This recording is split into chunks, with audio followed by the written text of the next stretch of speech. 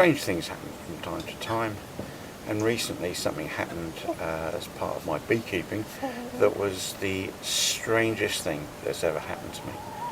I have no idea how it happened, and I've got absolutely no explanation for it whatsoever. Now, hopefully both of you will know by now that the beehive has two parts to it. The lower part is the brood box where the queen is, and the upper part is the super. And the super is where the honey is that we take off, and I've done a blog about how that happens. Now, a little while ago, when I was bringing the frames back and getting them ready to take the honey out, I was taking them out of the back of the Jeep and putting them into the garage where the extractor is.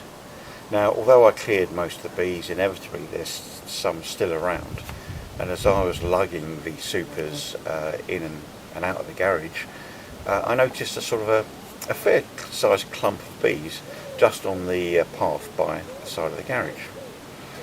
I didn't take any particular notice of it, but a little while later, when I was taking another super into the garage, I looked at this clump of bees, and there was something strange about it. It was very concentrated, and when I had a look at it, I thought, that's a queen in there. Then I thought, no, that's impossible. I couldn't have brought a queen back with me, so I carried on. And a little while later, I had another look at this clump of bees that was still there, and sure enough, in the middle of this clump of bees was a queen. A tiny little one. She wasn't much bigger than the worker bees, which is why I didn't take too much notice the first couple of times I looked. But she was a queen, and she was or the other bees were clustering around her. Now, I cannot see how this has happened. The supers shouldn't allow a queen into them, and if there was a queen in there, and she was very small, then I would have seen some brood in the supers when I was extracting the honey, which I don't think I did. So I've no idea how she got here. It is sort of end of August. I've no idea whether she has been mated or not. So in reality, the prospects of her surviving are virtually nil. But I thought we'll give it a go. And so this blog is about what happened to her. And because she's very small, I decided to call her Minnie. Here we go. This is absolutely ridiculous.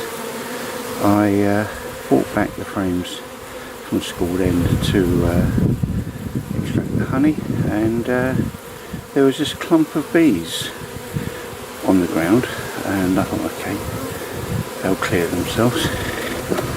And I had a look inside, and I'll show you what I found.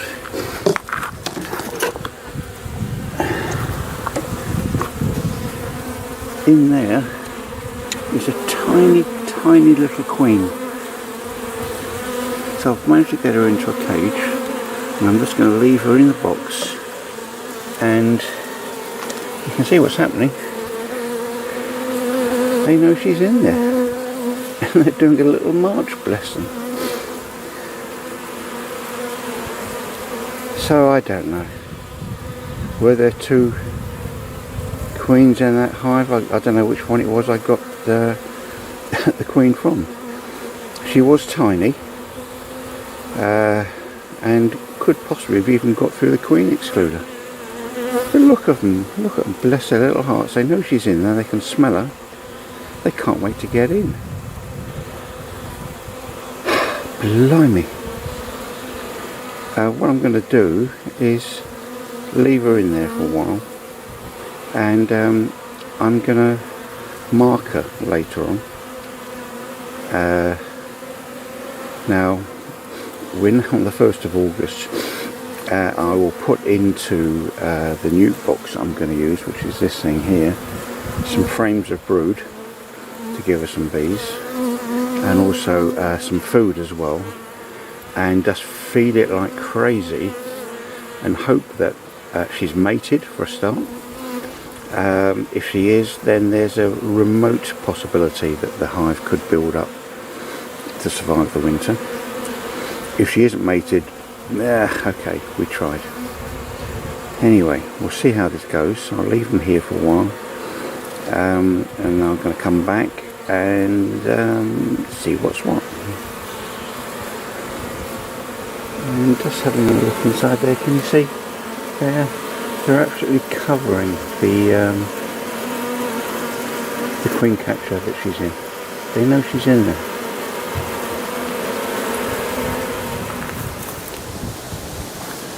This is the nuke box that I put the unexpected queen in, and what I did was I took some frames of brood, shook all the bees off them and put them in there so that there are some young bees coming through, and also I put in some frames of food with just field bees in, so that hopefully they'll continue bringing in food. Now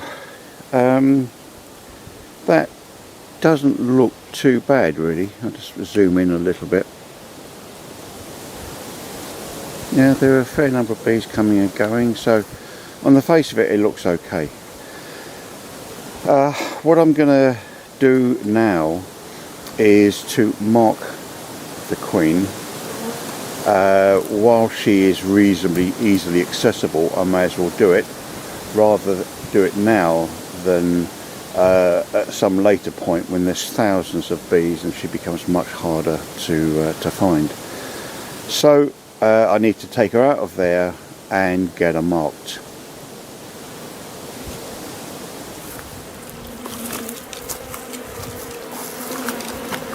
So what I want to do is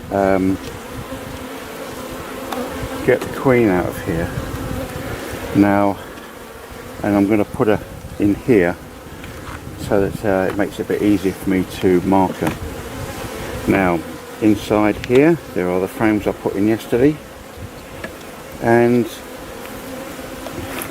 you can see this is the brood that was on there. Plenty of that there, and there's a fair number of bees there. And down there in the depths, here she is.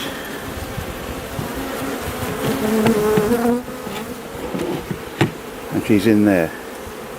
So what I want to do is knock all the bees off, get them all out of the way. I don't want them interfering. And put them, let's go girls, in there, just to make life a bit easier for them. So next thing is find her and mark her. Now the queen catcher that I use to catch her is one of these things. It's called a butterfly clip. And it does what it looks like. It clamps down, you put it down on top of the bees and it scoops them up. Now the slots you can see in there are like the slots in a queen excluder, in that the queen is in there and you are probably going to scoop up a few bees, but they can escape from that if they want to.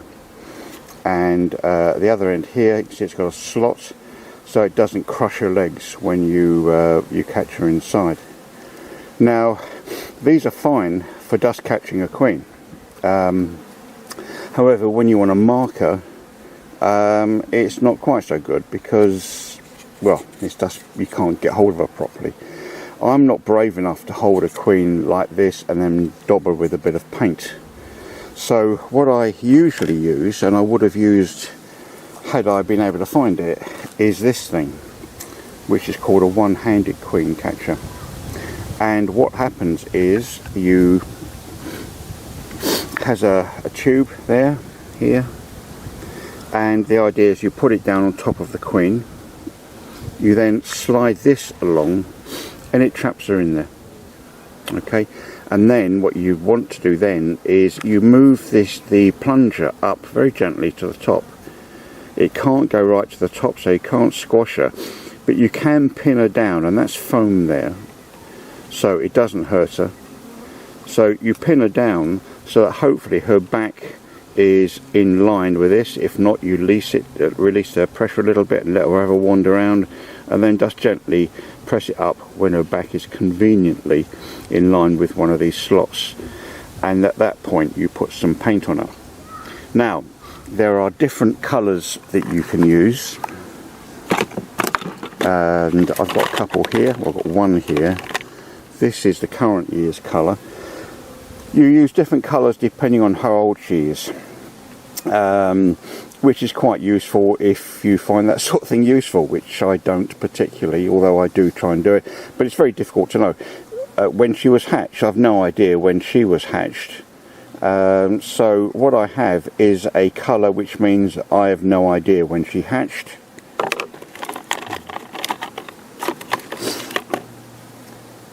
Yes, it's pink. No doubt this will offend somebody. This will be sexist or whatever, but hey, I don't care. It's a nice bright colour that I can easily see, and that's the one I use. So let's find her.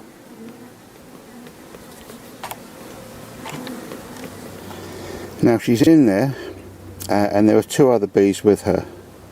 It's going to be extremely difficult for you to see this. If I knock her down on the bottom there, then hopefully I can grab her. There is always the possibility that she might fly away, but let's not even think about that. So I'm just going to be very careful, keep knocking her down. There she is, she's just there, and there she is, got her.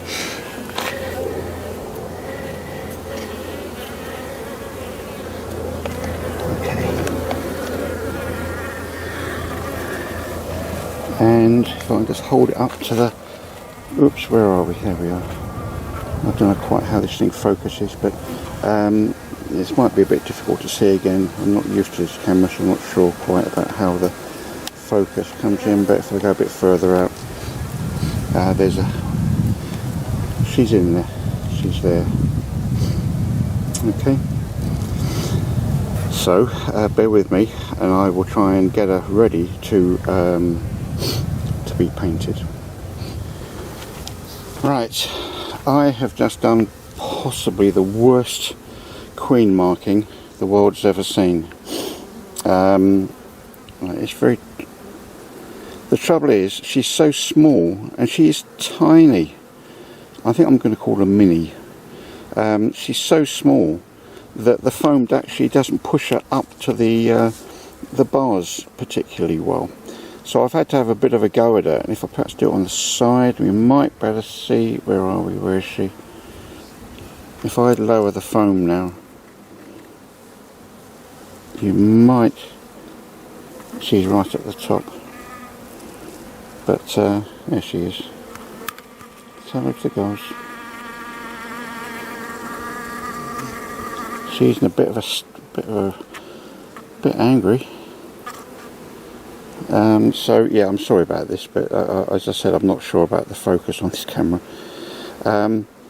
However, she has been done. Oh yeah, you can see a bit of pink there, yeah? So I think she's rather embarrassed by all this.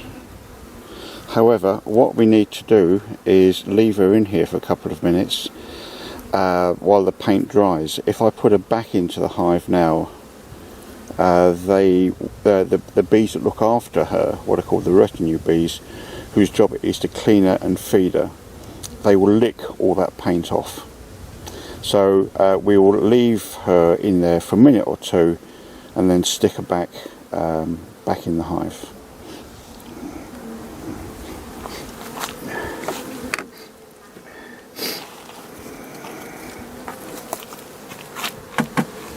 While I was waiting for her paint to dry, and that is her there,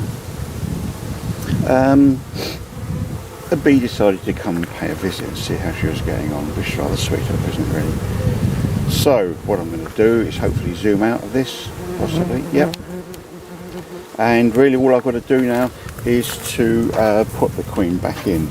And the easy way of doing this is that there she is on the left there, and her mate is in there as well. So what I'm going to do is just put this on top of the cage, on frame rather, open up the see her there, yep, and hopefully she will start, oops, put that up. In you go, darling.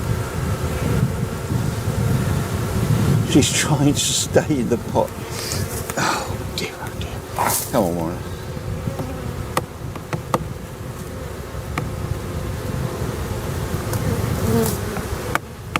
She just won't come out, and all her friends are coming to see her now. There she goes. And yeah, she's in somewhere. I can't see her, but she's in there somewhere. So she's back in there, back with her friends, where everybody knows her name, and we now see what happens. Now, to be slightly pessimistic about this, the prospect of her surviving the winter is somewhere about the square root of nothing. I'm assuming that she's been mated. I have no idea. As I said, I think earlier, I really don't know what on earth has happened here. This is just crazy. There's only a couple of frames of brood in there. If she's mating, she should start laying hopefully in a day or so. And hopefully, you know, in a perfect world, she will build up a colony. But she's got to fill all of these frames here. And, well, we'll see. I'll do what I can. What I'll do next now is I'm going to put a feeder on top of here, so that she has, or rather the field bees have all the food they need to start building up the frames, and also hopefully the eggs will start developing in here. I will put a feeder on here tomorrow, and then I will check her in 3 weeks time to see whether or not there are any new eggs being laid, and we'll just hope things turn out okay for them. Okay, so I'll do the feeder thing tomorrow. I'll just do a quick thing about that, and we'll close her up.